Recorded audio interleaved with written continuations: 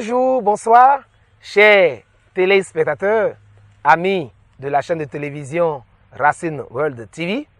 Que la paix et la grâce du Seigneur Jésus-Christ soient avec vous. Ici, c'est votre frère, votre ami, coach Amosou Louis. Je suis avec vous dans cette nouvelle année 2023 pour vous encourager, pour partager avec vous les pensées du Seigneur.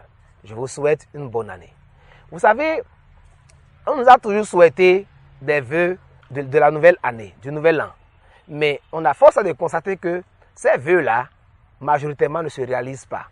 Parce que nous attendons à ce que ces vœux des uns et des autres se réalisent alors qu'il y a des prix à payer. C'est pourquoi, pour que 2023 soit pour vous, pour chacun de ceux qui nous suivent sur Racine World TV, pour que l'année soit pour vous une année de bénédiction, Dieu nous a mis à cœur de vous parler du thème suivant. Prendre de bonnes résolutions pour réussir en 2023. Prendre de bonnes résolutions pour réussir en 2023. Quelqu'un a dit qu'il n'y a pas de hasard. On ne réussit pas par hasard, on n'échoue pas par malheur. Bien-aimés, pourquoi faut-il prendre de bonnes résolutions pour réussir en 2023? C'est parce qu'en réalité, il n'y a pas de succès sans de bonnes résolutions. Alors, sur quoi nous nous fondons en disant cela? La Bible, le livre de sagesse, nous apprend dans le livre de Job, chapitre 22, au verset 28, la phrase suivante. À tes bonnes résolutions répondra le succès. Et sur ton sentier brillera la lumière. Fin de citation. Ce propos a été dit par un homme sage appelé Eliphaz à l'endroit de Job, qui lui aussi était un sage. Avec le regard, avec l'observation de la vie, cet homme sage a compris que le succès d'un individu, d'une femme ou d'un homme est toujours lié au type de résolution qu'il ou elle prend. Bien-aimés, 2022 a été peut-être une année difficile pour vous. Une année peut-être où votre foyer était instable. Votre entreprise a connu des hauts et des bas et même parfois de l'échec.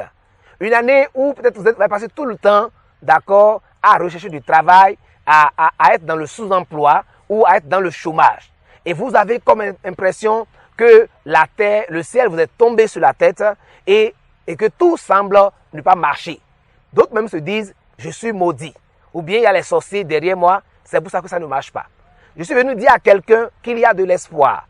Mais cet espoir est lié au type de résolution que vous allez prendre. Une résolution, c'est quoi?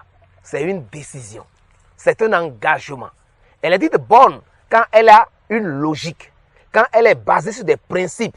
Toute loi, toute vie, tout succès a des principes, a des lois qui les sous-tendent. C'est pourquoi je voudrais vous encourager en ce début d'année à asseoir votre plan pour l'année. Qu'est-ce que vous voulez faire? Est-ce que vous voulez créer une entreprise? Alors, réfléchissez à l'entreprise. Donnez-vous des objectifs à atteindre. Travaillez pour ces objectifs-là. Si votre foyer est instable, quelle est la cause? Est-ce que cela est lié au manque de communication? Est-ce que cela est lié à l'infidélité? Est-ce que cela est lié au manque de respect d'un conjoint envers l'autre? Vous devez identifier la cause de votre problème. Ce que nous disons est valable pour toutes choses. La famille est une entreprise. Si vous voyez la famille comme une entreprise, vous devez savoir que chaque acteur a un rôle à jouer. Quelles sont les résolutions que je dois prendre en tant que père de famille pour que ma famille réussisse, pour que mes enfants réussissent dans leurs études? Quelles sont les résolutions que je dois prendre en tant que femme au foyer pour que mon mari puisse m'aimer davantage, pour qu'il y ait plus de paix, pour qu'il y ait plus de communion? C'est dire qu'il n'y a pas de hasard. Quand vous voyez quelqu'un qui réussit dans sa vie, c'est qu'il a payé un prix. Il a pris une résolution. Et je voudrais vous encourager à réfléchir sur les objectifs que vous voulez atteindre, à les écrire, à voir le prix à payer. Et ces prix à payer là demandent donc de pouvoir se résoudre à faire quelque chose. C'est pourquoi il a dit, à vos bonnes résolutions répondra le succès. Il n'y a pas de succès parce qu'on a resté à l'église seulement pour prier. Bien de gens se mettent à prier toute la journée en disant Seigneur, donne-moi du travail. Mais ne se lèvent pas pour aller chercher le travail. Ou ils cherchent le travail et l'État aujourd'hui qui est en difficulté ne recrute point et ne recrute plus. Et ils perdent leur temps à faire des jeûnes et prières en croyant que c'est un démon qui les a liés, c'est un sorcier du village qui a bloqué leur employabilité alors qu'ils ont 2 mains. J'ai dit la dernière fois, si vous avez 2 mains et 2 pieds valides et que vous avez votre tête encore normale, si vous utilisez votre cerveau, vous ne pouvez pas rester pauvre, vous ne pouvez pas demeurer dans le chômage ou dans le sous-emploi de façon constante et mourir dans la pauvreté. Et utilisons donc notre cerveau. Celui qui est chômeur doit prendre la résolution de quitter le chômage. Celui qui est malade doit prendre la résolution de quitter la maladie. Et qu'est-ce qu'il doit faire? Il faut donc réfléchir et voir quelles sont les possibilités, qu'est-ce qu'il faut faire pour que ça change. Pour ce résumé, je veux dire à quelqu'un, rien n'est impossible. Aucun sorcier ne peut vous empêcher de réussir en 2023 si vous mettez votre confiance en Jésus-Christ de Nazareth et que vous vous levez pour prendre de bonnes résolutions et réussir. Vous n'êtes pas destiné à l'échec. Vous n'êtes pas destiné à la pauvreté. Daniel et ses compagnons ont compris ce principe dont nous parlons aujourd'hui.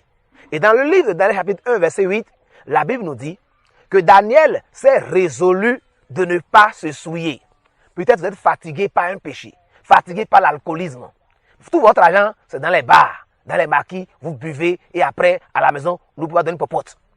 Tout votre argent, c'est faire des choses et la vie ne marche pas. Vous devez vous résoudre d'abandonner l'alcoolisme. Vous devez vous résoudre de ne plus aller dans ces lieux-là. Vous devez vous résoudre à abandonner peut-être l'adultère, à abandonner le vol. Donc, je voudrais vous dire, dans le cas de Daniel, Daniel a dit, ces gens-là mangent des aliments sacrifiés aux idoles. Moi, en tant que juif, je ne peux pas manger ça parce que je pécherai contre mon Dieu. Mais il était un esclave.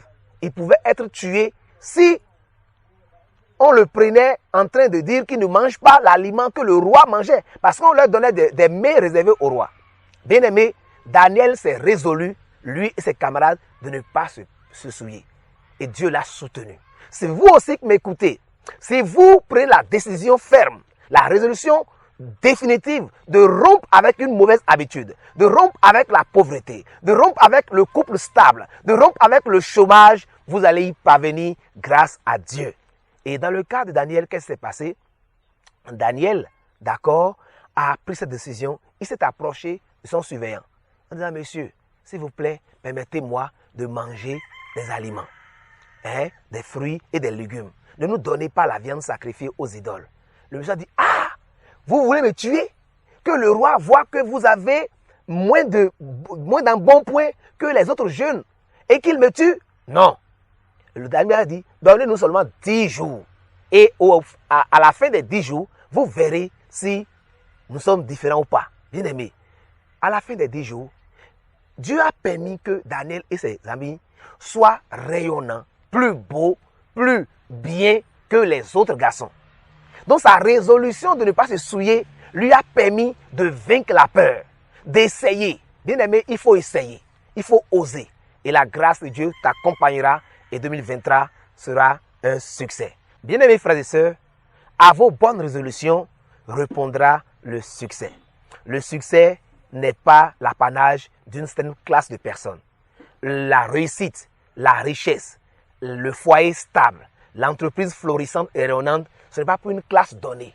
Vous qui m'écoutez, si vous êtes là actuellement en train de suivre Racine World TV, c'est que vous êtes destiné en 2023 à réussir.